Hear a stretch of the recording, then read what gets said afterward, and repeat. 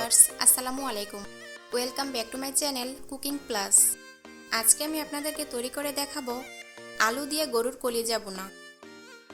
এজন্য আমি এখানে হাফ কেজি গরুর কলিজা নিয়েছি, সাথে সামান্য ফ্যাপসাও নিয়েছি। আপনারা চাইলে ফ্যাপসা ছাড়াও রান্নাটা করতে পারেন। কলিজার মধ্যে যে এক্সট্রা গন্ধ থাকে সেই গন্ধটা দূর করার জন্য আমি কলিজাটাকে একটু সিদ্ধ করে নিব, তবে খুব বেশি সিদ্ধ করা যাবে না। খুব বেশি সিদ্ধ করলে অনেক সময় কলিজাটা শক্ত হয়ে যেতে পারে। জাস্ট 5 মিনিটের মতো সিদ্ধ করে আমি তুলে নিচ্ছি।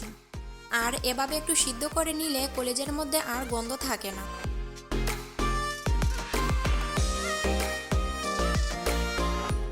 আর কলিজার উপরে যে একটা স্কিন থাকে সেটা সরিয়ে নিচ্ছি, এতে করে কলিজাটা খেতে বেশি ভালো লাগে।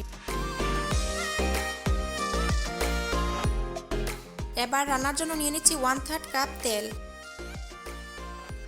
আর সাথে কিছু আস্ত গরম মশলা দিয়ে দিচ্ছি একটি কালো এলাচ, 2টি তেজপাতা, 2-3 টুকরো দারচিনি, 4টি এলাচ, 3টি লবঙ্গ, সাথে দিচ্ছি হাফ কাপ পেঁয়াজ কুচি।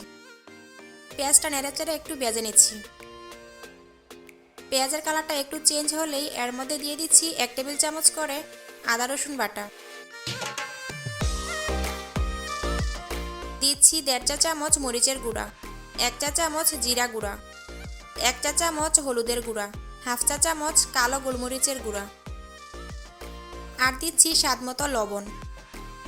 নেড়েচেড়ে সবগুলো মশলা মিশিয়ে নিচ্ছি। তারপর সামান্য একটু পানি দিয়ে মশলাটাকে ভালোভাবে কষিয়ে নিব।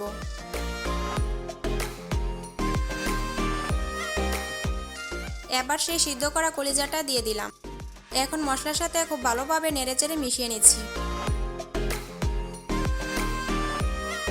এবার ঢাকনা দিয়ে ডেকে কলিজাটাকে রান্না করব। প্রায় 7-8 মিনিট পর ঢাকনাটা তুলে নিয়ে এর মধ্যে বড় একটি আলু ছোট টুকরো করে কেটে দিয়ে দিচ্ছি।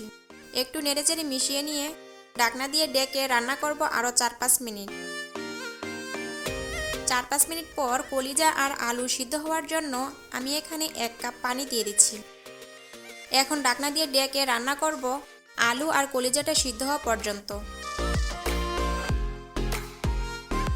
আলু আর কলিজা সিদ্ধ হয়ে যাওয়ার পর আমি এখানে 4-5টা মরিচ আর হাফ চা চামচ গরম মশলা দিয়ে দিলাম।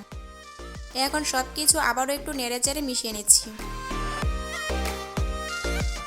এবার ঢাকনা দিয়ে ডেকে একদম লো ফ্লেমে রান্না করব আরও 4-5 মিনিট। তারপর আপনাদেরকে পরিবেশন করে দেখাচ্ছি। এই কলিজা ভুনাটা খেতে সত্যি অসাধারণ। এইভাবে আপনারা বাসায় ট্রাই করে দেখতে পারেন। আশা করছি আমার মতো আপনাদের কাছেও ভালো লাগবে। আজকের রেসিপি ভালো লাগলে অবশ্যই আমার চ্যানেলটি সাবস্ক্রাইব করে পাশে থাকা বেল আইকনটি বাজিয়ে দিবেন। আজকের মতো বিদায় নিচ্ছি। সবাই খুব ভালো থাকবেন। আল্লাহ হাফেজ।